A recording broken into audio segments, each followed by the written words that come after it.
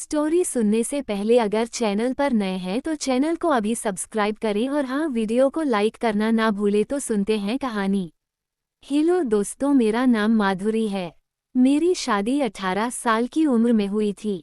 थोड़ी ही दिनों बाद मेरी कोख में एक संतान की उत्पत्ति हुई और वह संतान बेटी थी।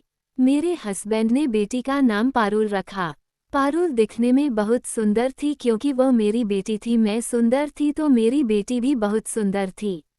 मेरे हस्बैंड लेखक थे। मेरे हस्बैंड ने बहुत सारी ऐसी किताबें लिखी जिसमें उन्होंने अपने जीवन का उल्लेख किया और एक किताब में अपनी बेटी के बारे में सब लिखा था। मेरी बेटी अब 7 साल की हो गई है और वह स्कूल पढ़ने जाया करती हैं। मेरी बेटी पढ़ने में बहुत तेज है, ऐसा उसके टीचर कहते हैं।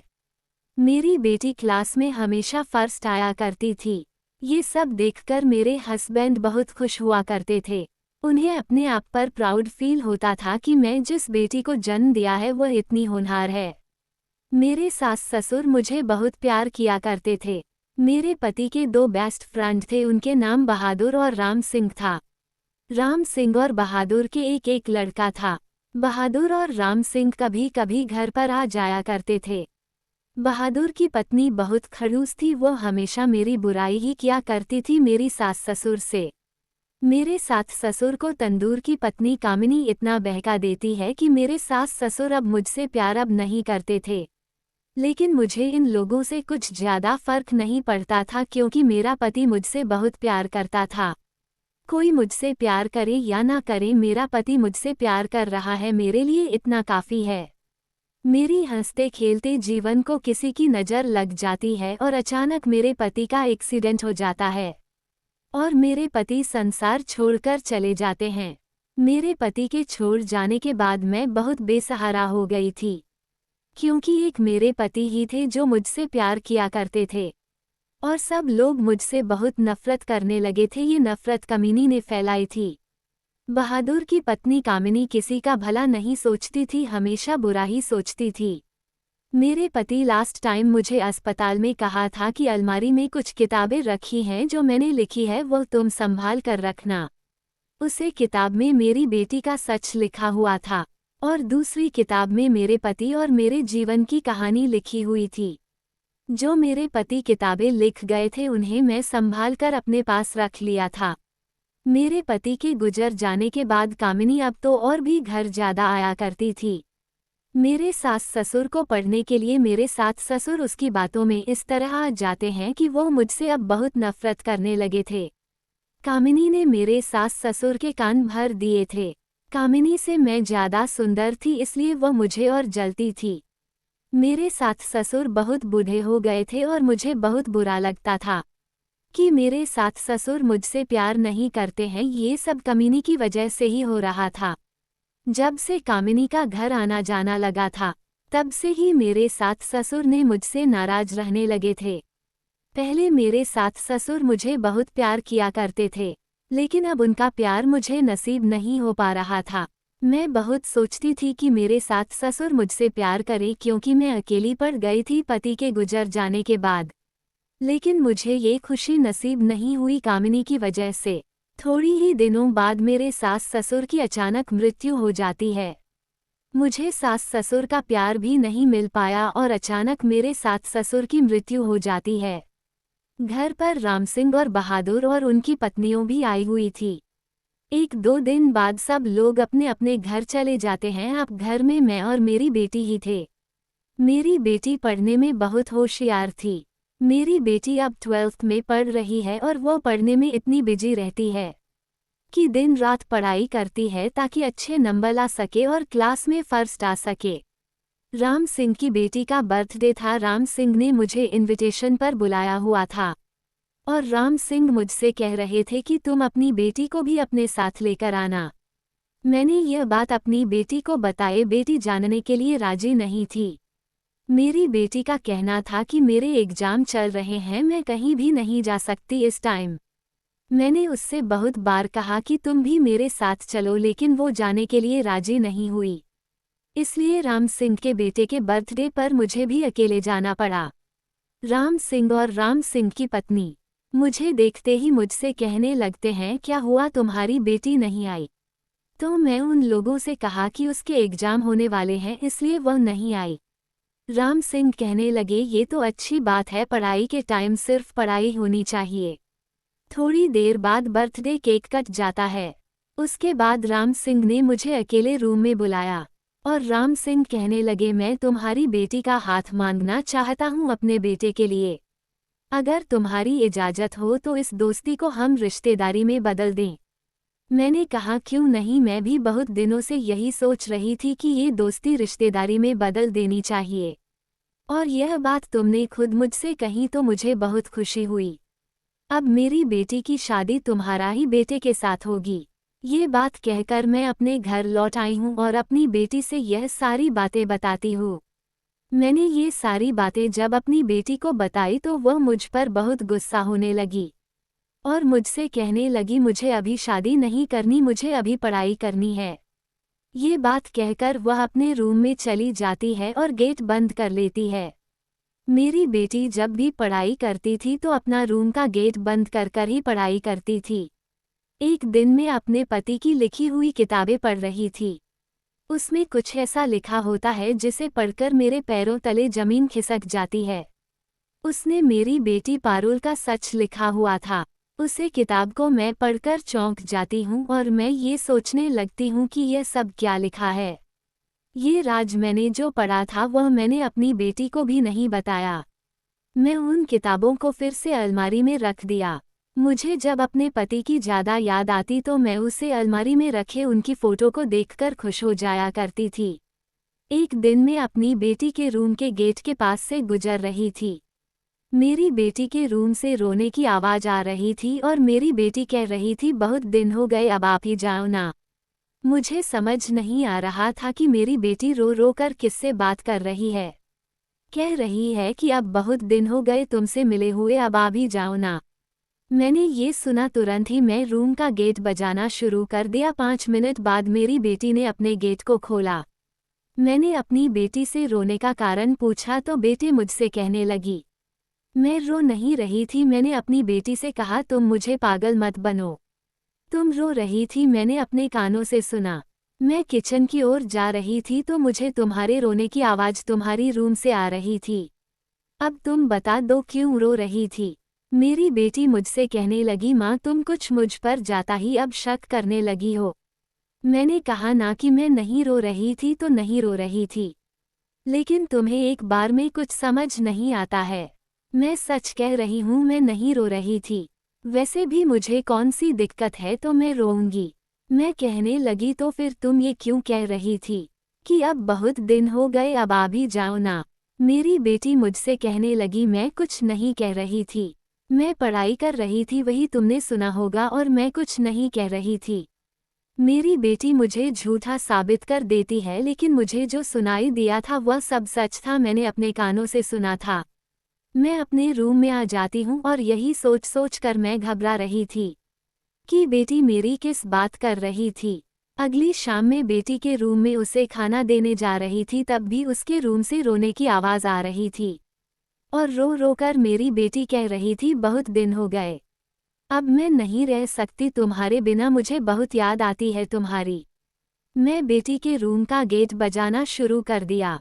थोड़ी देर बाद मेरी बेटी अपने रूम का गेट खोलने के लिए आए। मैंने उसे खाना दे दिया और उससे कहा, अब तुम गेट बंद करके नहीं पढ़ोगी, गेट खोल करके भी तो पढ़ सकती हो, तुम हमेशा गेट बंद करके क्यों पढ़ती हो। तो मेरी बेटी मुझसे कहने लगी, मुझे डिस्टर्ब होता है पढ़ाई करने में, इसलिए मैं गेट बंद कर कर पढ़ती हूँ। मैं अपने रूम में चली जाती हूँ और मैं ये सब सो रही थी कि बेटी आखिरकार मेरी रो क्यों रही है, और वह मुझे कुछ बताती भी नहीं है। अगले दिन मैंने अपनी बेटी पारुल से कहा, मैं तुम्हारी शादी पक्की कर दी है राम सिंह के बेटे के साथ।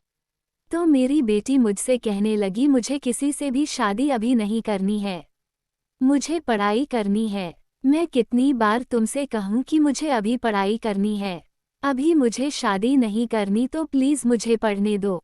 एक दिन राम सिंह के घर से फ़ोन आता है। राम सिंह की पत्नी मुझसे बात कर रही थी और वह कह रही थी कि अपनी बेटी से मुझे बात करवाओ। मैं तुरंत ही अपनी बेटी के रूम की ओर जाने लगती हूँ। फिर से मेरे आगे वही मंदिर था, मेरी बेटी अंदर हो रही थी और यही सब कह रही थी कि मुझे अब तुम्हारे बिना कुछ अच्छा नहीं लगता है, अब तुम आ भी जाओ। मेन गेट को बजाए तो मेरी बेटी ने कुछ देर बाद गेट खोला। मैंने अपनी बेटी से कहा, ये लो फ़ोन, और तुमसे राम सिंह की पत्नी बात करना चाहती हैं जिसके घर तुम्हारा रिश्ता पक्का हुआ है।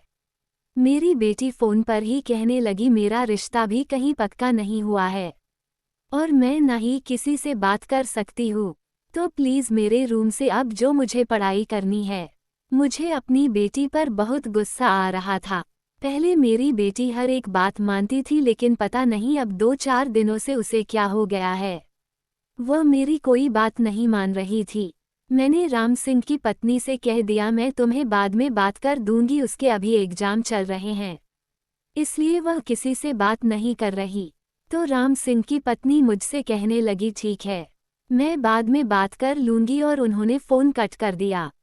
मेरा दिमाग फटा जा रहा था अपनी बेटी के बारे में सोच सोच कर। मुझे अपने पति की भी इस टाइम बहुत याद आ रही थी, काश वह होते तो ये सब शायद ना होता। मैं तुरंत ही वह डायरी पढ़ने के लिए अपने रूम में जाती हूँ जिसमें मेरे पति ने अपनी बेटी के बारे में सब कुछ लिखा था। उसमें बेटी के सारे राज छुपे हुए थे जिसे मेरी बेटी अब तक नहीं जान पाई। मैंने अपनी अलमारी को खोल, मुझे वह डायरी कहीं नहीं दिख रही थी। मैं इधर उधर देखती हूँ लेकिन डायरी मुझे कहीं नहीं मिली। मैं बहुत घबरा रही थी कि आखिरकार डायरी गई तो गई कहाँ। मेरे पति की एक फ़ोटो भी गायब थी, वह भी कहीं नहीं दिखाई दे रही थी। मेरे अलमारी से 2 चीज़ गायब थी। एक तो डायरी जिसमें मेरी बेटी का सारा सच लिखा था और सारी राज लिखे थे जिसे मेरी बेटी नहीं जानती थी। मुझे अब ये सोच सोच के डर लग रहा था कि मेरी बेटी को डायरी वह न मिल जाए और वह सब पढ़ ले। मैंने अपना पूरा रूम अच्छी तरीके से देख लिया था, लेकिन मुझे डायरी और फ़ोटो कहीं नहीं दिखी। मुझे शक हुआ कि मेरी बेटी के पास तो डायरी और फ़ोटो नहीं है। मैं तुरंत ही उसके रूम की ओर दौड़ते जाती हूँ। मैं उसके रूम के पास पहुँचती हूँ तो मुझे वही सब सुनाई दे रहा था, लेकिन जब मैं अपनी बेटी से कहती थी तो वह मानने के लिए राजी नहीं होती थी। मैंने तुरंत ही अपनी बेटी का गेट बजाया। मेरी बेटी 5 मिनट बाद गेट खोलने आई। मैंने अपनी बेटी से तेज आवाज में बोला, तुम्हें इतना टाइम क्यों लगता है गेट खोलने में? तो मेरी बेटी मुझसे कहने लगी, मैं सो रही थी इसलिए मुझे टाइम लग गया। तो मैंने कहा, हर बार तुम सोती ही रहती हो क्या? तुम्हें तो हर बार इतना ही टाइम लगता है। मैंने अपनी बेटी आंखों की तरफ देखा तो मेरी बेटी के आंखों में आंसू थे और उसके हाथों में अपने पापा की फोटो थी, और यह फोटो वही थी जिसे मैं ढूंढ रही थी। मेरी बेटी मुझसे कहने लगी, तुम रोज मुझसे कहती हो कि मैं किस बुलाने को कहती हूँ और मैं रोज रोटी क्यों हूँ? मैं अपने पापा की फोटो देख देख कर रोया करती हूँ और उन्हें ही बुलाने को कहती हूँ। जब यह फोटो मेरी बेटी के पास है तो वह डायरी भी मेरी बेटी के ही पास होगी। मैंने उससे कहा, तुम्हारे पास डायरी भी होगी? फिर तो मेरी बेटी मुझसे कहने लगी, कौन सी डायरी? मेरे पास कोई डायरी नहीं है। अगर मेरी बेटी के पास वह डायरी है तो उसने पढ़ भी लिया होगा अपना सारा सच और राज। मैं तुरंत ही उसके रूम में इंटर हो जाती हूँ। मैंने अपनी बेटी के रूम में इधर उधर देखा लेकिन मुझे वह डायरी दिख नहीं रही थी। मैं बहुत देर तक उसके रूम में वह डायरी ढूंढती रही लेकिन मुझे वह डायरी उसके रूम में नहीं मिली। मेरी जान में जान आ गई कि शायद मेरी बेटी के पास वह डायरी नहीं है। मुझे वह डायरी नहीं मिलती है तो मैं अपने रूम में चली जाती हूँ। मैं यही सोच रही थी कि आखिरकार डायरी गई तो गई कहाँ। यही सोचते सोचते पता नहीं मैं कब सो जाती हूँ, मुझे पता ही नहीं चलता है। मैं सो रही थी, मेरे सपने में मेरे पति आए और वह मुझसे कहने लगे, तुम अपनी बेटी के रूम में कल छुप जाना, तुम्हें सब पता चल जाएगा तुम्हारी बेटी अंदर क्या करती है। मैं सुबह जब उठती हूँ तो मुझे समझ नहीं आ रहा था कि यह सपना कैसा है। मेरे पति सपने में ये क्यों कह रहे थे कि तुम अपनी बेटी के रूम में आज छुप जाना, तुम्हें सब पता चल जाएगा। मुझे कुछ समझ नहीं आ रहा था। मैंने सोचा शायद मेरे पति मुझे कुछ बताना चाहते हो। मैं अपने पति की हर एक बात मना करती थी, इसलिए मैं उनकी यह भी बात मान लेती हूँ और मैं चुपके से अपनी बेटी के रूम में छुप जाती हूँ। मैं अपनी बेटी के अलमारी के पीछे छुपी हुई थी। मेरी बेटी थोड़ी देर तक तो पढ़ाई करती है, उसके बाद वह अपना फ़ोन उठाती है और किसी के पास फ़ोन लगा देती है और कहती है, तुमने मुझसे वादा किया था कि तुम आज मुझसे मिलने आओगे, आज तुम्हें मिलने आना ही होगा। मैं अपने कानों से ये सब सुन रही थी। मुझे अपने कानों पर विश्वास नहीं होता है कि मेरी बेटी किसी से बात करती है। मुझे गुस्सा तो बहुत आ रही थी कि मैं निकल कर इसे आज समझा दूं अच्छे से, लेकिन मेरी बेटी ने किसी को अपने रूम में बुलाने को भी कहा था। थोड़ी देर तक मैं खड़ी रही, मैं सोच रही थी कि शायद कोई आएगा, इसलिए मैं चुपचाप अलमारी के पीछे खड़ी रही। थोड़ी देर बाद मैं दंग रह जाती हूँ, मेरी आंखों के सामने ये सब क्या हो रहा था। एक लड़का खिड़की से मेरी बेटी के रूम में दाखिल हुआ। मेरी बेटी उसे तुरंत ही अपने गले लगा लेती है। मेरी बेटी उसे लड़के से कह रही थी कि तुमने जैसा कल बताया था मैं वैसा ही किया था। मेरी माँ को शक हो गया है कि मैं रोती हूँ और किसी से बातें करती हूँ। तुमने मुझसे कहा था कि वो फोटो लेकर आज तुम गेट खोलने जाना, मैं वैसा ही किया। अब शायद मेरी मम्मी को मुझ पर शक नहीं है। वो सोच रही होगी कि मैं पापा की याद में रोया करती हूँ और उन्हें ही रोज बुलाती हूँ कि अब आ जाओ ना। लेकिन मेरी मम्मी को क्या पता कि मैं तुम्हें बुलाती हूँ। लेकिन इतना तो सब ठीक था, लेकिन ये लड़का मनोहर का बेटा था। मैं तुरंत ही अलमारी से निकालकर बाहर आ जाती हूँ। मेरी बेटी और मनोहर का लड़का जब मुझे देखते हैं तो दोनों बहुत डर जाते हैं। मैं अपनी बेटी के पास गई और मैं अपनी बेटी से कहने लगी, शायद मेरी परवरिश में कोई कमी रह गई है, इसलिए तू ये सब कर रही है। मेरी बेटी मुझसे कहने लगी, तुम्हारी परवरिश में कोई कमी नहीं है। वह डायरी मैंने पढ़ ली है जिसमें मेरे पापा ने मेरे सर सच और सारे राज लिखे हुए थे। उसमें ये भी लिखा हुआ था कि मेरी शादी मनोहर के लड़के से बचपन में ही पक्की कर दी थी। उसे डायरी में लिखा हुआ था कि मेरी बेटी की शादी मनोहर के लड़के के साथ ही होगी। यही पापा की इच्छा थी। मैं जब इस डायरी को पढ़ा तो मैं तुरंत ही मनोहर से मिलने के लिए उसके घर गई। मनोहर को भी मैंने सारा सच बता दिया था तो मनोहर भी मुझसे प्यार करने लगा था। मैंने कहा, लेकिन तुम्हारी शादी मनोहर के साथ मैं कभी नहीं होने दूंगी, क्योंकि इसकी मां कामिनी की वजह से मुझे बहुत तकलीफ से उठानी पड़ी। मेरी बेटी मुझसे कहने लगी, मेरी शादी इससे हो चुकी है। मैंने मंदिर में जाकर शादी कर ली थी, क्योंकि मेरे पापा की यही इच्छा थी कि मैं मनोहर के लड़के से शादी करूं। उसे दिन आपने मुझे राम सिंह की पत्नी से बात करने को कहा था। मैंने इसलिए बात नहीं की क्योंकि मेरी शादी हो चुकी थी। मैं इसलिए शादी के लिए हमेशा ना करती रही क्योंकि मुझे प्यार राहुल से था। मैंने अपनी बेटी से कहा, तुम्हारी जिंदगी खराब कर देगी कामिनी। तुम कमीनी के घर बहू बनकर जाओगी, वह तुम्हें जीने नहीं देगी। इसकी माँ ठीक औरत नहीं है। कामिनी ने मेरी जिंदगी बर्बाद कर दी, अब वह तुम्हारी भी जिंदगी बर्बाद कर देगी। इतना सुनते ही राहुल मुझसे कहने लगा, नहीं ऐसा नहीं है। मेरी माँ को पैरालाइज हो गया है, वह अब ना बोल पाती हैं और ना चल पाती हैं, वह एक जगह पड़ी रहती हैं। राहुल मेरे पैरों में गिर जाता है और कहता है, प्लीज़ मेरी मोहब्बत को मुझसे जुदा ना करो। मैं तुम्हारी बेटी को बहुत खुश रखूंगा। राहुल मुझे रो रो कर यह सब बातें कह रहा था। मुझे उसके रोने पर तरस आ जाता है तो मैं राहुल से कहने लगती हूँ, तुम रो मत। मेरे पति की भी इच्छा यही थी कि मेरी बेटी की शादी तुम्हारे साथ हो। राहुल मुझसे कहने लगा, मेरी माँ को जब पैरालाइज हुआ था तब वो तुम्हारे पास आने वाली थी माफ़ी मांगने के लिए। मेरी माँ तुमसे माफ़ी मांगने के लिए तुम्हारे घर आ रही थी कि अचानक उनकी तबीयत खराब होती है और उन्हें अस्पताल ले जाया जाता है।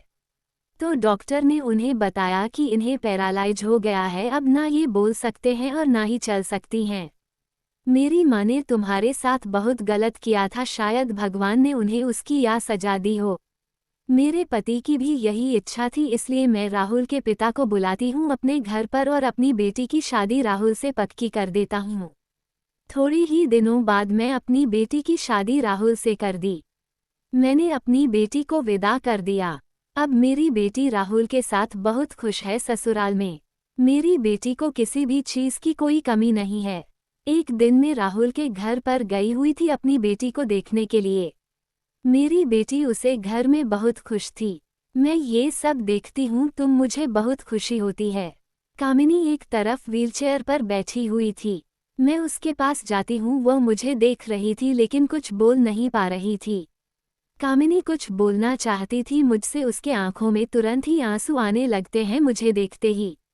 मैंने उसके आंखों से आंसू साफ किया और मैं कहने लगी, मैंने तुम्हें माफ़ कर दिया है, अब तुम न रो। मैं कामिनी से कहा मैंने तुम्हें माफ़ कर दिया है तो उसके आंखों से आंसू तुरंत ही बंद हो जाते हैं। मैं समझ गई थी कि कामिनी मुझसे माफ़ी मांग रही थी, क्योंकि कामिनी बोलना तो कुछ चाहती थी लेकिन बोल नहीं पा रही थी। कामिनी यही बोलना चाहती थी कि मुझे प्लीज़ माफ़ कर दो। मैं कामिनी को माफ़ भी कर दिया था। कामिनी ने मेरे साथ बहुत गलत किया था लेकिन ऊपर वाला सब देखता है। कामिनी को भगवान ने उसके किए की सजा दे दी। थोड़ी देर बाद मनोहर मेरे पास आते हैं। कामिनी के पति मनोहर मुझसे कहने लगते हैं कि तुम अकेले घर पर रहोगी, इससे अच्छा यहाँ रहो। तुम्हारी बेटी भी यही चाहती है। तुम्हारी बेटी ने मुझे एक दिन कहा था कि मुझे अपनी माँ के साथ रहना है।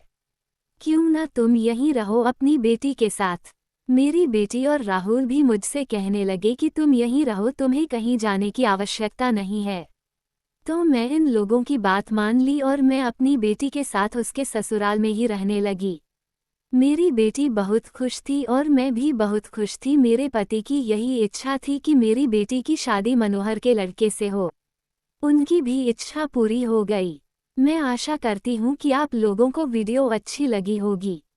अगर वीडियो अच्छी लगी हो तो प्लीज़ वीडियो को एक लाइक और चैनल पर नए हैं तो प्लीज़ चैनल को अभी सब्सक्राइब करें। तो मिलते हैं किसी और रोमांचक कहानी के साथ, जब तक के लिए बाय बाय।